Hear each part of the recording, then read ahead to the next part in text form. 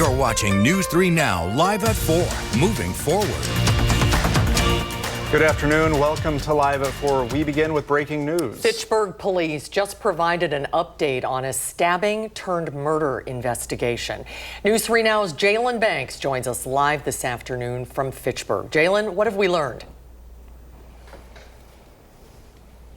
Brady and Susan, I'm right outside of Fitchburg City Hall, where I just left a briefing with Fitchburg police where they gave us an update on that stabbing just outside of Monkey Shine's Bar and Grill off of McKee Road. Now, police say the two people in the incident knew one another.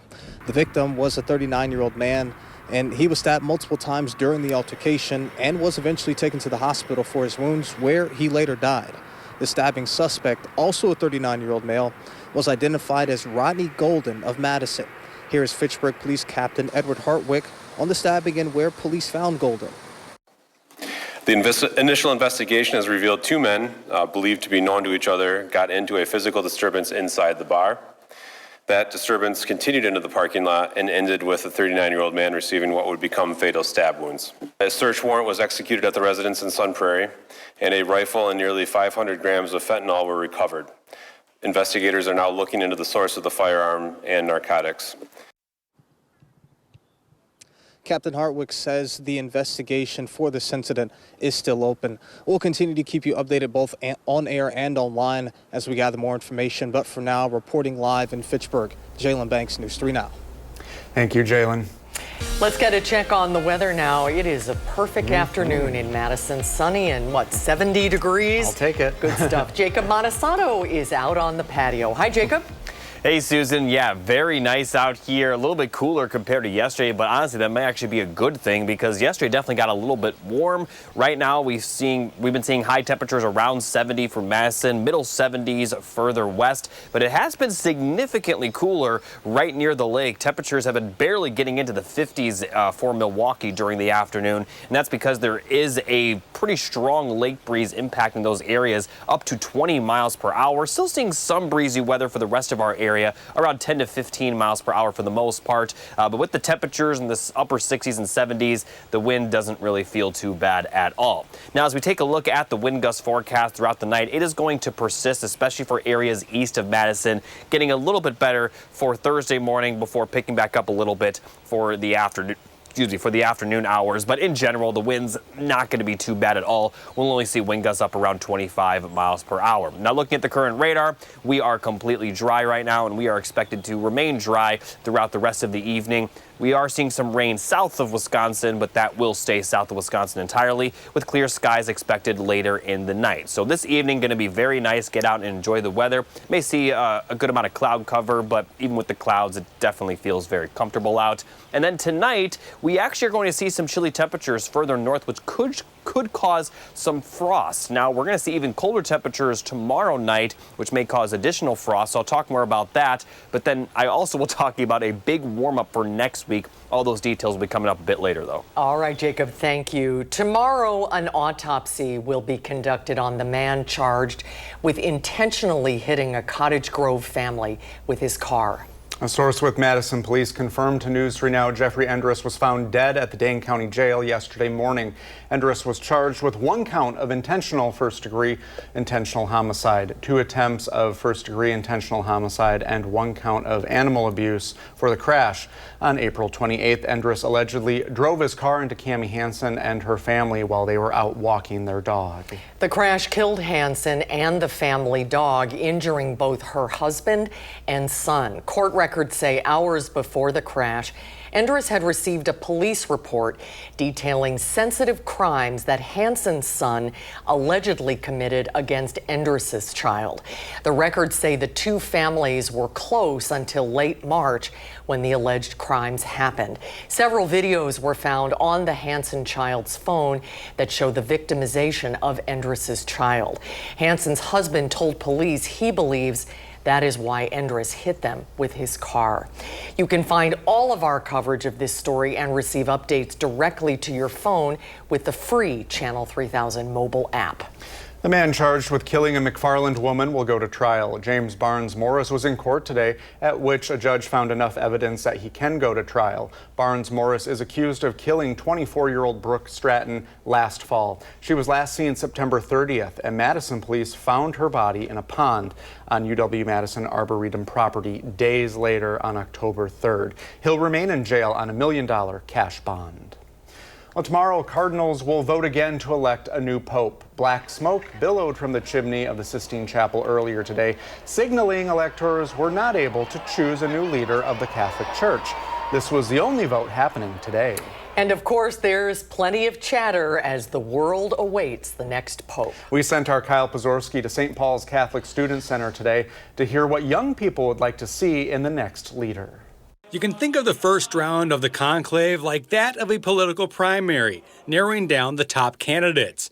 But mention politics to young Catholics and you'll get a sort of scolding. I'm much less concerned about whether the Pope is left or right. A lot of people are trying to politicize it. Are people making this too much about politics on the outside? Well, I think in the American media, absolutely. John Kruger is a senior at UW and tells me that he'd like to see more traditional, but it's still keeping the heart of the church sound. He says while many have been fast to impress the ways of American politics on the College of Cardinals, at the end of the day, it's church teachings that matter far more than personality or the Pope-to-be's background. I have no preference, as long as they do a good job. As for others like Andrew Hall, a pope who ignites the faith in young people is a trait he's hopeful for. Who can help lead more people to that by activating the heart of Christ, having a church that's on fire. That's really what students are seeking. But for now, it's up to 133 cardinals and the faith that guides them to choose the next pope. On the UW campus, Kyle Pozorski, News 3 Now.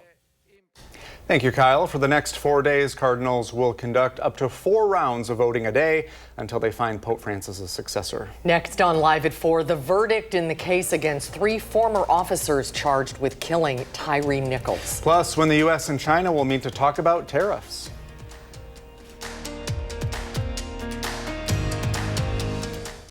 3 former Memphis police officers will not serve time for the deadly beating of Tyree Nichols. A jury found Tadarius Bean, Demetrius Haley, and Justin Smith not guilty on state charges.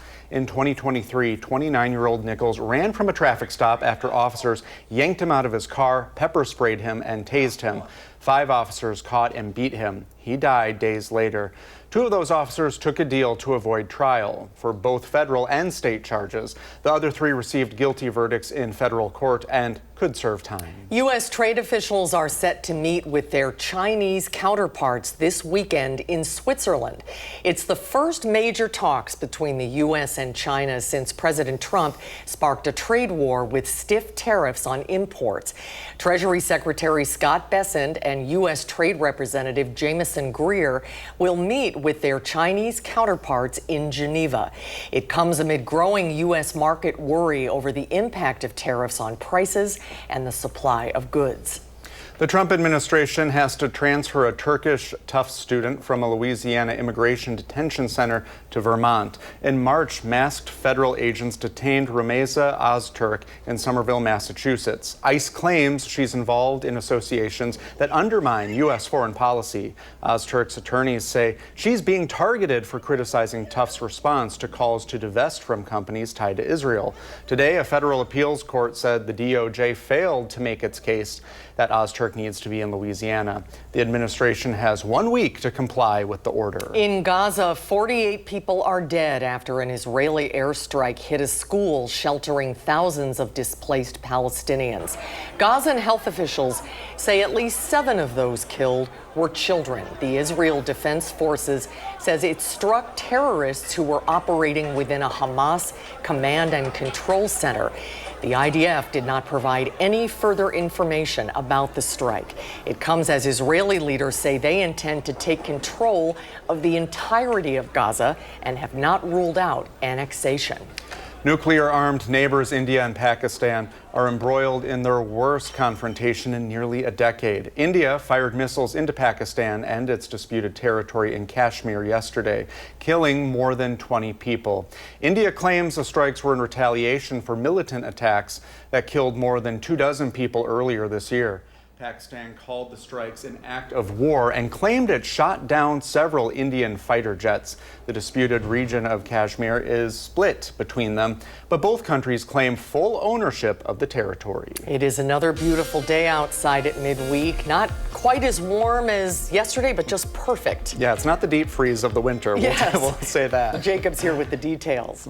Yeah, we are going to continue to see very mild temperatures for the afternoon, but the next couple of nights will actually be on the cooler side, but then it's going to get really warm for next week, and we're not concerned about the frost possibly forming for next week, and we also are going to continue to see dry weather for the foreseeable future. But I want to talk about this first bullet point because there actually is a frost advisory in effect north of our area for Wausau and Stevens Point due to the fact that temperatures could drop into the middle 30s, and it doesn't have to get too freezing for frost to form. Now, taking a look at the temperature forecast, we are seeing very comfortable temperatures right now, but frost is possible tonight because we're going to see lows in the lower 40s to upper 30s, especially for northern counties. And obviously, we're highlighting this because a lot of things have already been planted, so they may possibly freeze over, especially north of Madison. Now, for the afternoon Thursday, will be a little bit cooler than today, but still comfortable for the afternoon hours. Once again, cooler closer to Lake Michigan, but there's likely going to be more frost advisories for tomorrow night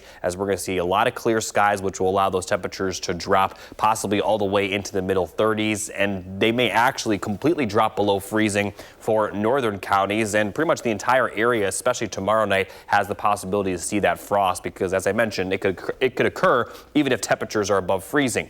Now, for Friday afternoon, it will be warmer compared to Thursday, and then Friday night into Saturday morning, not too concerned about the frost formation, and from there going forward, it's going to be very mild even during the morning. And speaking of mild, here's a look at the weekend forecast. Highs will be in the upper 70s Saturday, upper 70s for Sunday as well. Maybe a light shower Saturday, but much of the area should be dry. Very nice for your Mother's Day, maybe a little bit warm at times. And those warm temperatures, they are expected to continue as we head into next week. In fact, they may get even warmer as highs could hit near 80 degrees for Monday through Thursday of next week. And we also will continue to see very dry weather. The precipitation chances over the next 7 days show very little of it. So looking at the full 7 to 10 day forecast, there's going to continue to be a lot of very nice days. Now, we are going to see the precipitation chance increase towards the end of next week, but obviously a lot could change between now and then. At least through the middle of next week,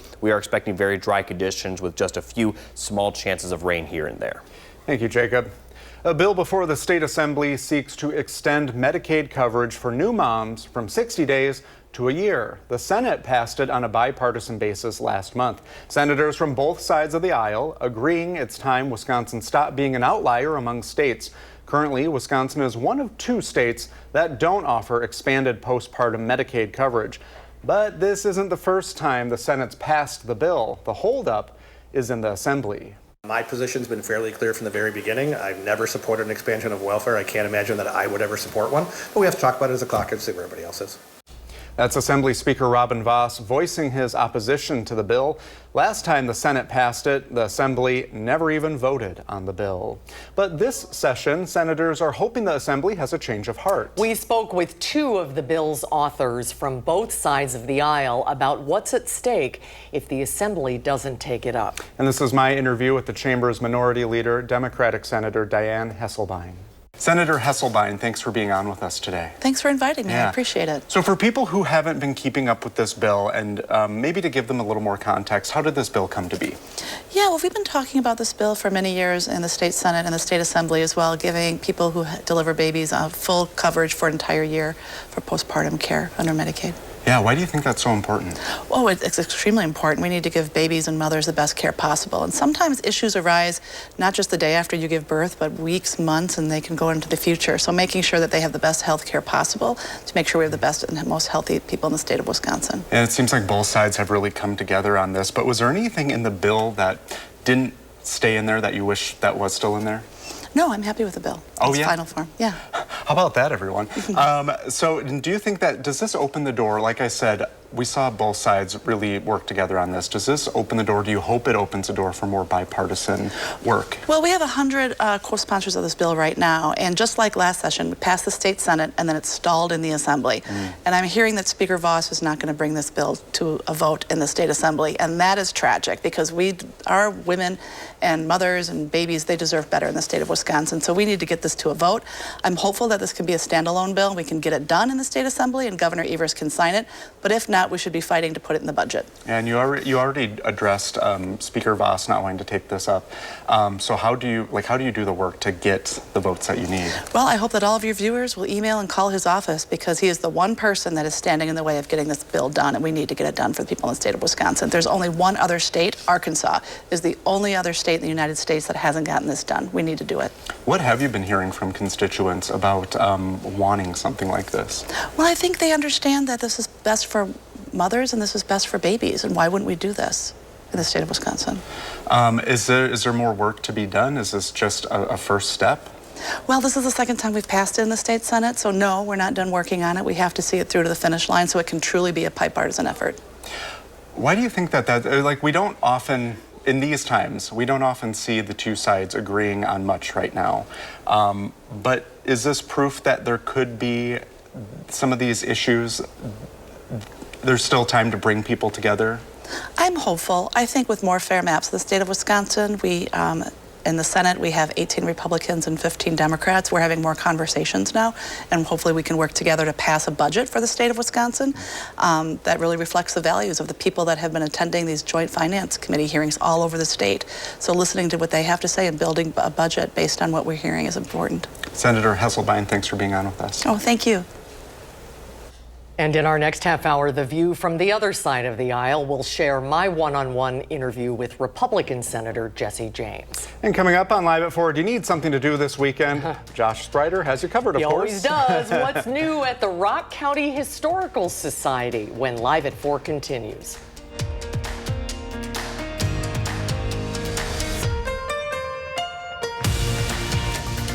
In the 608, the Rock County Historical Society is gearing up for a quilt show this weekend. Josh Sprider is in Janesville with an early look.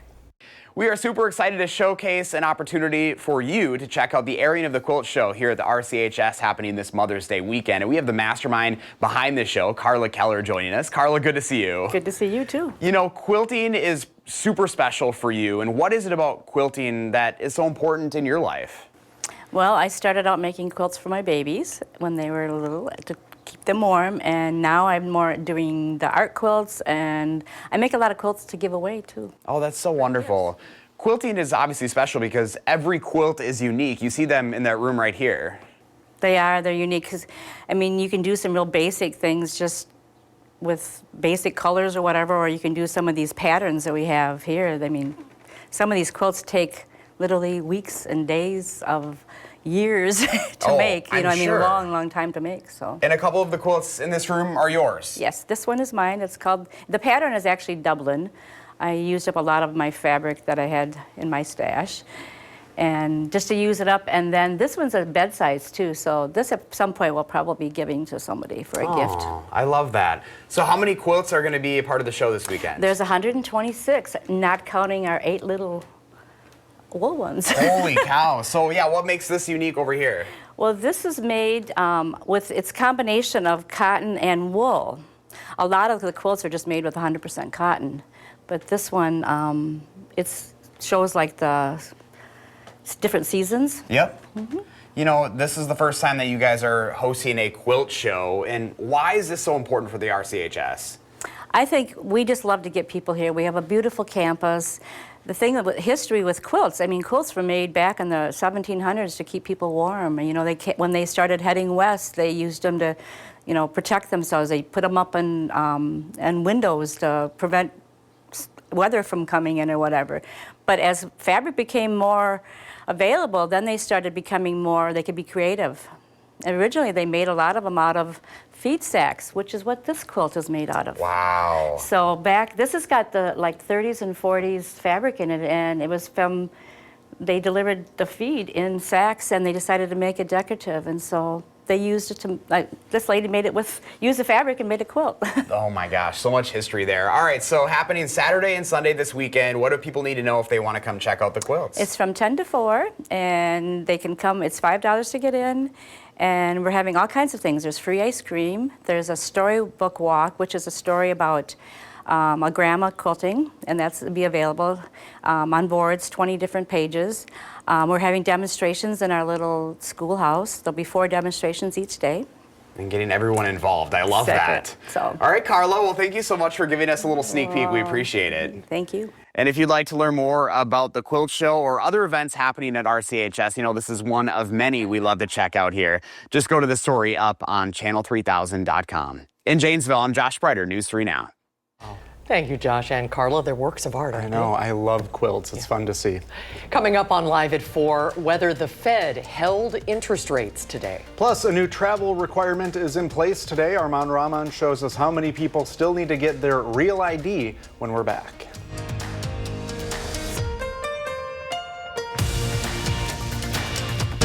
You're watching News 3 Now, live at 4, moving forward. Oh, and yet another day. I wish we were doing the show outside. Oh, isn't that a beautiful Love that shot. It is pretty much a perfect day today, but heads up if you have any delicate or sensitive, vulnerable plants, because the weather word's tracking patchy frost chances overnight. Jacob's out on the patio. It's perfect now, Jacob.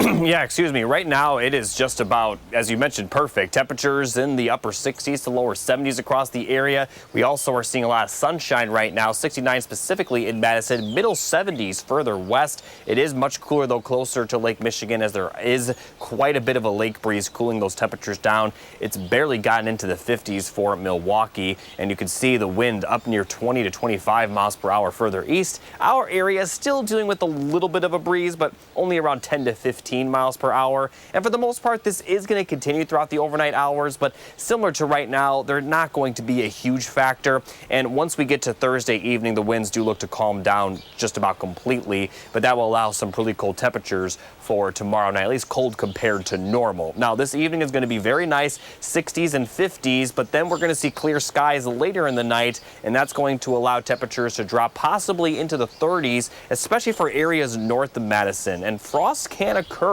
even if temperatures aren't below freezing. So we do have a chance of frost tonight, but there's a better chance tomorrow night into Friday morning. So I'll talk more in detail about that and then give you your Mother's Day weekend forecast. All that coming up a little bit later. Thank you, Jacob. We have more breaking news. We now know the identity of the man who died after being stabbed in Fitchburg yesterday. The Dane County Medical Examiner's Office says 39-year-old Myron Dunlap died after the stabbing at Monkey Shine's Bar and Grill. This was at 1 o'clock in the morning, Tuesday on McKee Road. Dunlap died at the hospital. The cause and manner of his death are still pending. This news comes just after an update from police that 39-year-old Rodney Golden is in jail for that stabbing. Interest rates remain unchanged after the Federal Reserve meeting today. The central bank decided against cuts as President Trump's economic policies evolve. The Fed's pause on lowering interest rates began in January.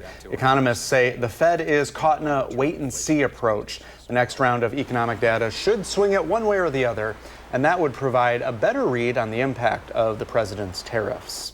To Wall Street, stocks drifted in mixed trading after the Fed's announcement. The Dow ended up 285 points. The Nasdaq is up 49, and the S&P 500 is up 24. 2 firefighters are hurt after their water tender crashed last night. Merrimack Fire and Rescue says the 2 were training at about 7:15 when the water tender lost control along Highway 113 north of Highway 78. The tender entered a ditch and rolled over, pinning the firefighters inside the cab. Crews were able to remove the firefighters. MedFlight took them to the hospital, but luckily neither have injuries that are considered life-threatening. Real ID is now required to fly in the United States. It's an initiative that's been decades in the making. But do you really need one right now, and what should you do to get it? Arman Rahman went to a local DMV to find out. Starting today, if you want to get on a plane without your passport, you have to make sure your license or ID has one of these in the top right corner. There's a lot of people that have come in that already have the Real ID product and they don't or even know it. But still, enough people streamed through the DMV on Park Street Wednesday who felt they needed to get a Real ID for a variety of reasons. I needed an ID to get my job. I got to get on a plane tomorrow morning. Never know. Never know. The Department of Transportation anticipated the extra traffic. This DMV added extra staff to keep wait times at bay. Last week was certainly about the peak that we've noticed so far, but we've noticed a pretty steady increase in the several weeks leading up to last week. Coming up to the deadline here, these last couple of days have been exceptionally busy as well. According to DMV staff, a Real ID is only required if you're going to fly, and you can still get one after Wednesday. Once you've come in, gotten the right documents checked, and your photo taken, you'll be given a paper receipt you can use until the Real ID comes in the mail in roughly a week. So did all that extra staffing help make things smoother at the Park Street DMV? I talked to people coming to get their Real IDs and have more from them tonight at 6. For now, reporting in Madison, Arman Rahman, News 3 Now. Thank you, Arman. This week, Homeland Security Secretary Kristi Noem told a congressional panel individuals who don't have Real IDs by this week's deadline will still be able to fly. They'll just be diverted to a different line for additional screening. Still, most, 64% of Wisconsinites already have their Real IDs. The Department of Health and Human Services is launching a program to tap into Medicare and Medicaid data in its search for the root causes of autism. HHS says the database will use insurance claims, medical records, and data from advocacy organizations and doctors. The Autism Science Foundation says this raises red flags and questions about privacy. HHS Secretary Robert F. Kennedy Jr. has said the department will work to find the causes of autism by September. And we have a tassel-turning weekend ahead where more than 9,000 students will earn their degree from UW-Madison. Welcome to the School Yes. of Life. Our Merrill Hubbard brings us to Bascom Hill to meet one graduate who will be writing a new chapter, not just for himself, but for generations to come. Here on Bascom Hill, you can see the countdown to graduation is on.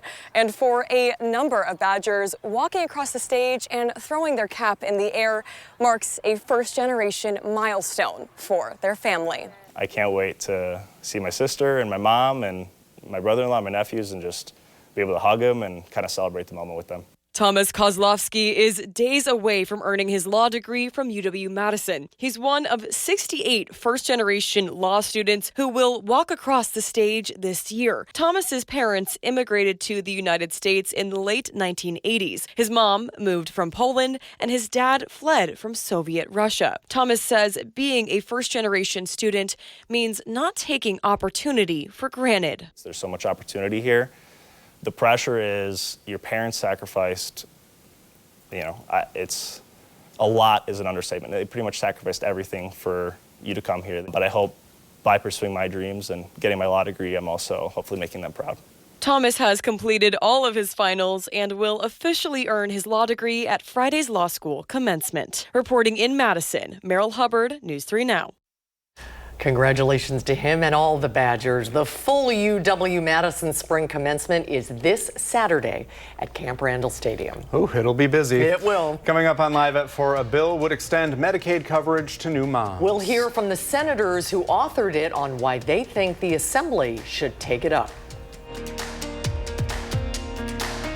A bill before the state assembly seeks to extend Medicaid coverage for new moms from 60 days to a year. The Senate passed it on a bipartisan basis last month. Senators from both sides of the aisle agreeing it's time Wisconsin stop being an outlier among other states. Currently, Wisconsin is one of only 2 states that does not offer expanded postpartum Medicaid coverage.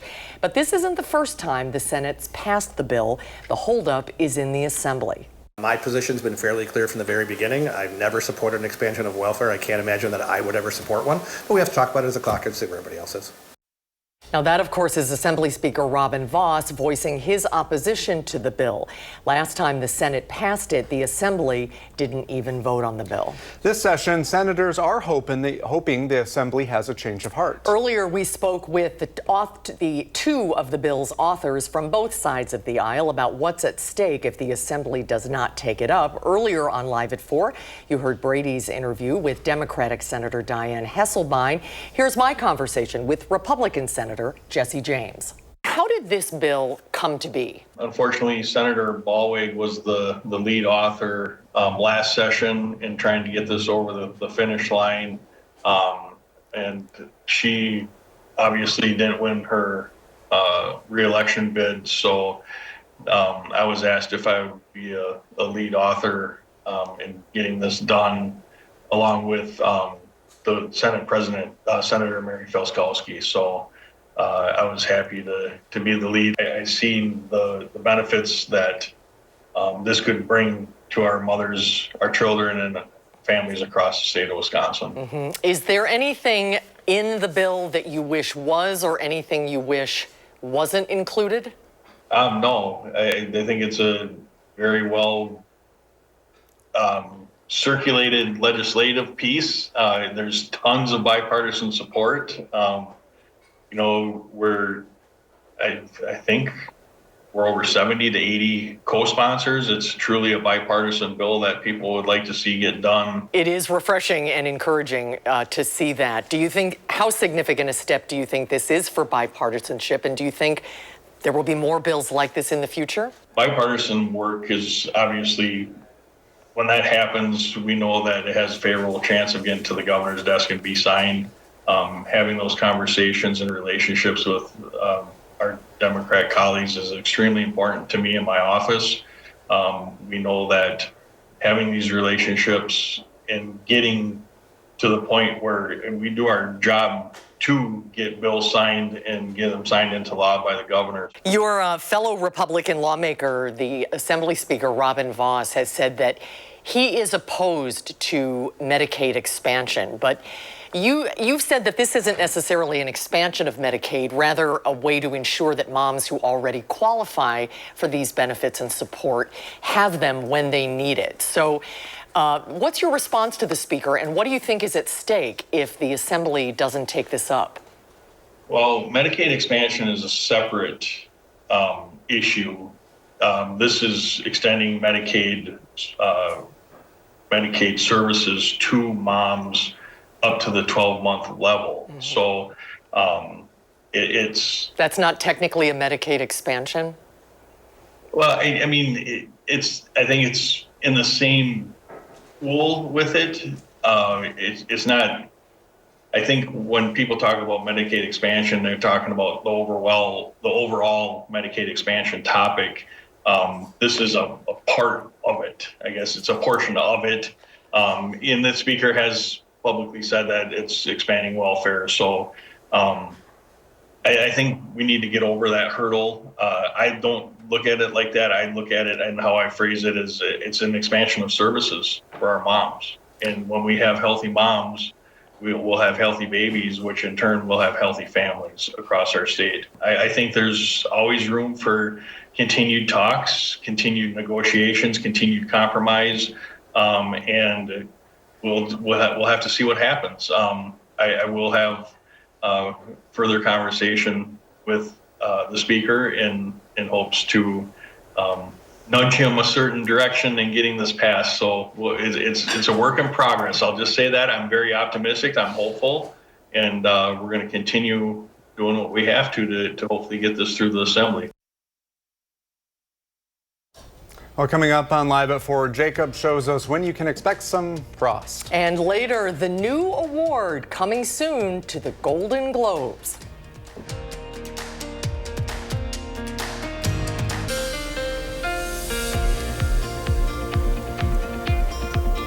Hello, everybody. Here's a look at the 3 things you need to know. We are going to see some frost possible the next 2 nights, as it is going to drop possibly into the 30s both nights. But by the weekend and next week, we're not concerned about that at all. We're going to see highs in the upper 70s to lower 80s, but we also will continue to be dry at least through the middle of next week. Could see some rain towards the end of next week, but at least for the next 7 days, we're going to continue to be mostly dry.